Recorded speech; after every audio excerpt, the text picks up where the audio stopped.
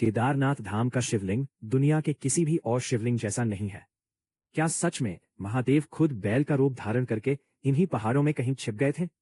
आखिर कैसे ये मंदिर पूरे 400 साल तक बर्फ के अंदर दबा रहा और फिर भी इसकी एक भी दीवार को खरोच तक नहीं आई? 2013 की उस प्रलयकारी बाढ़ में आखिर किस अदृश्य शक्ति ने इस मंदिर की रक्षा की थी? और हर साल सिर्फ 6 महीने के लिए ही क्यों खुलते हैं बाबा केदारनाथ के पावन कपाट?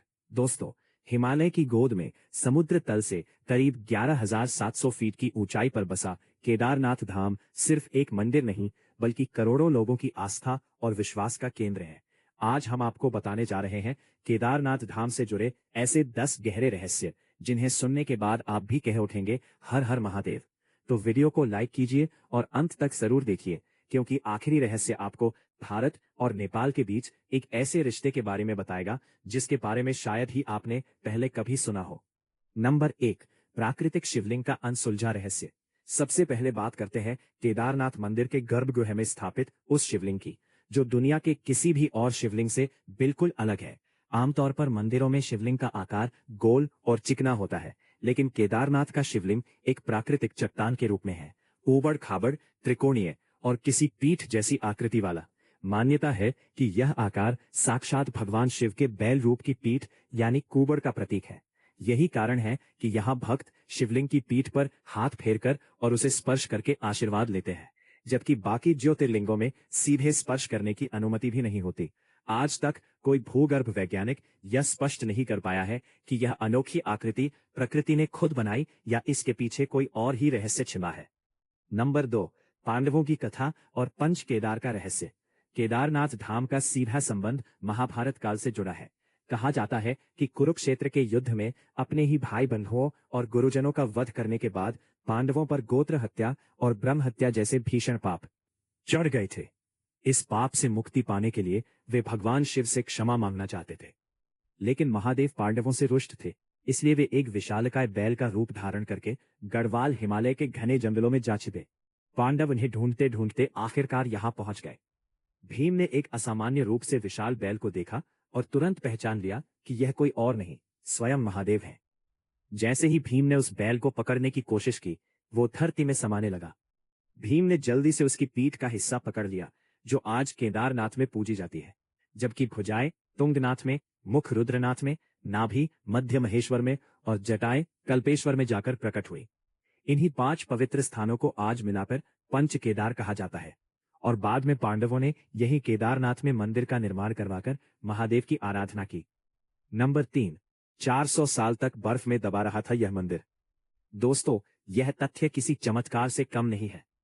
भूविज्ञानियों का मानना है कि करीब 14वीं से 19वीं शताब्दी के बीच, जिसे लघु हिमयुग यानी छोटा हिमयुग कहा जाता है, पूरे केदारनाथ क्षेत्र में भारी मात्रा में ग्लेशियर जम गए थे। इस दौरान केदारनाथ मंदिर लगभग 400 वर्षों तक बर्फ की मोटी चादर के नीचे पूरी तरह दब गया था।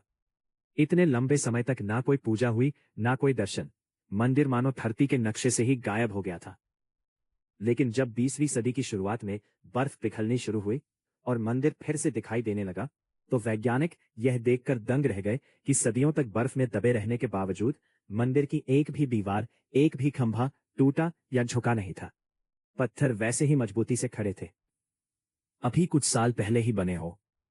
इस खोज ने पूरे देश में एक नई आस्था और जिज्ञासा जगा दी।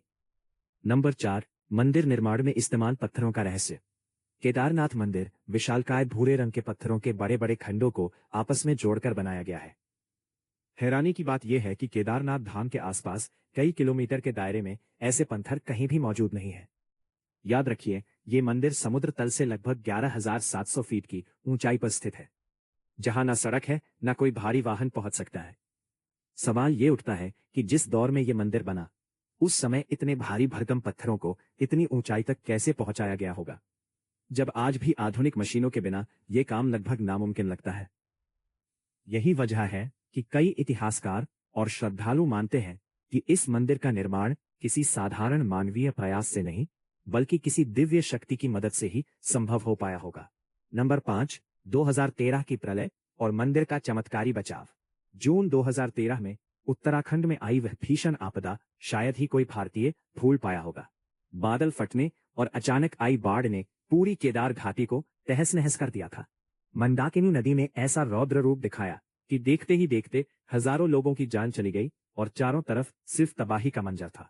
लेकिन इस भयानक विनाश के बीच केदारनाथ मंदिर पर एक खरोंच तक नहीं आई। कहा जाता है कि मंदिर के ठीक पीछे से एक विशालकाय शिलाखंड पानी और मलबे के तेज बहाव के साथ बहता हुआ आया और मंदिर से कुछ ही मीटर पहले अचानक रुक गया। इस शिला ने एक सुरक्षा कवच की तरह काम किया और तेज बहाव को मंदिर के दोनों तरफ मोड़ दिया, जिससे मंदिर के अंदर मौजूद सैकड़ों लोगों की जान बच गई। बाद में जब इस शिला की जांच की गई तो पता चला कि यह हजारों साल पुरानी है। आज भक्त इसे भीमशिला के नाम से पूजते हैं और इसे महादेव की कृपा का जीता जागता प्रमाण मानते हैं। बाबा केदारनाथ की महिमा अपरंपार है और यही वजह है कि हर साल लाखों श्रद्धालु जान जोखिम में डालकर भी इन दुर्गम पहाड़ों तक पहुंचते हैं। अगर आपको यह वीडियो पसंद आया हो तो इसे लाइक करें, अपने दोस्तों और परिवार के साथ शेयर करें और हमारे चैनल को सब्सक्राइब करना ना भूलें ताकि आपको ऐसी ही और रहस्यमयी जानकारी सबसे पहले मिल सके। आपको इन 10 रहस्यों में से कौन सा सबसे ज्यादा हैरान करने वाला लगा? कमेंट बॉक्स में जरूर बताएं। जय बाबा केदार, हर हर महादेव।